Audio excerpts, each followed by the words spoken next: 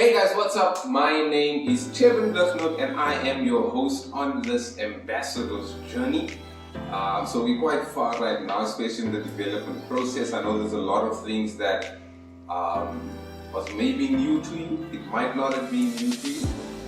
Because I found that a lot of times you know this stuff, but you don't really know how it fits in.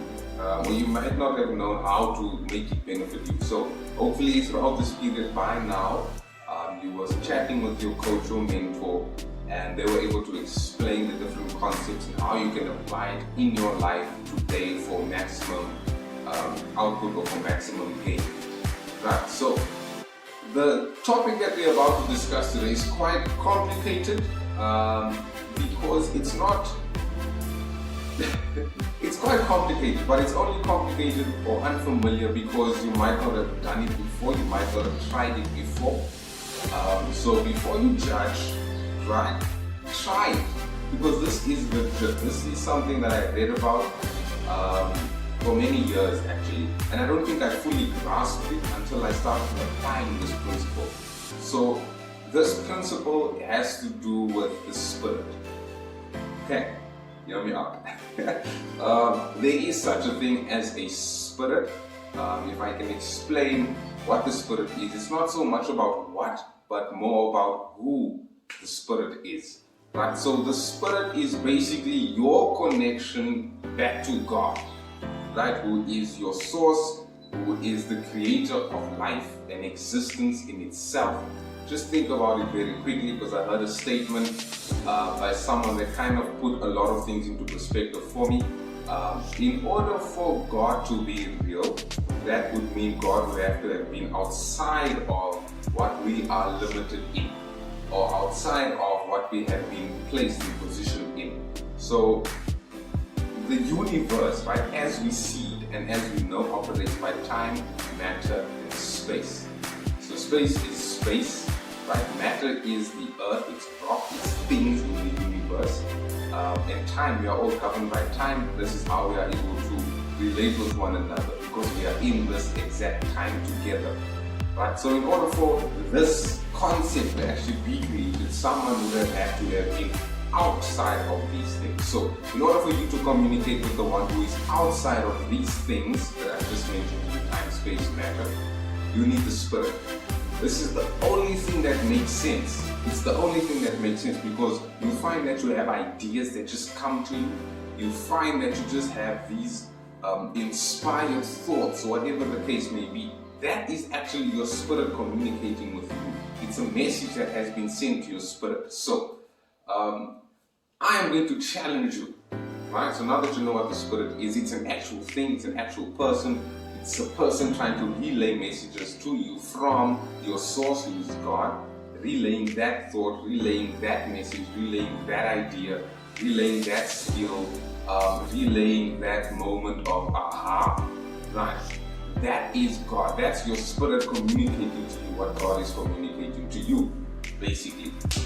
So your spirit is needed. You can't operate without it. A lot of people do. I think most of the world probably operate without it, and that is why a lot of the world is in chaos. Right? But I promise you, this happened to me. As soon as you begin to interact with the spirit, right? You start talking to it, actually talk to it. Talk to it. I'm not making this thing up. Talk to the spirit, it will respond to you. It will respond to you in thoughts, it will respond to you in ideas, it will respond to you in just some form of communication. It will come to you, whether it's a thought, an idea, whether it's an action that you were now able to do just suddenly. That's how it will come to you, right? So don't look for this voice in the sky. Don't do that, because that never happens, right? And if that did happen, we would all hear what God is trying to say to you, which I'm so sure you don't want that to happen. So rather communicate with the Spirit, speak to the Spirit. Where I really found the Spirit was prominent and the name of the Spirit was changed was by Napoleon Hill. He called it infinite intelligence, and he would go on to explain that with infinite intelligence he was literally able to have conversations, literal conversations. And after he had the conversation with the Spirit, he applied what the Spirit was telling him to apply, and he says the results every time he consulted the Spirit.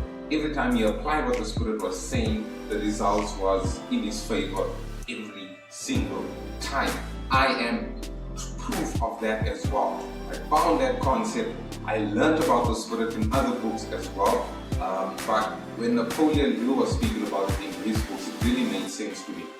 Because you can actually speak and converse with it. You know, what's the point of having this thing but there's no relationship with it? That means you can't get anything from it. There's no leverage there. So rather, if you understand what infinite intelligence is, or the Spirit, if you understand what it is, you can now communicate with it. You can speak it. You can ask it questions and it must answer you. It must answer you. Something that you need to know about the Spirit, it's up to you. You are, as the person, need to come to grips with this idea. As soon as you come to grips with this idea, the Spirit will begin to respond to you. So think about it, test it, test what I'm telling you, test what I'm telling you. Go and sleep and ask this Holy Spirit, ask this Spirit, ask this infinite intelligence to talk to you, and then apply what it's telling you to apply, and let's see what happens. Okay, cool, that's it. That's the session. I will see you on the next session where we wrap up the development side with one more concept that is absolutely dear to me. I've done extensive research on the next topic, so yeah, I'll see you there. Peace.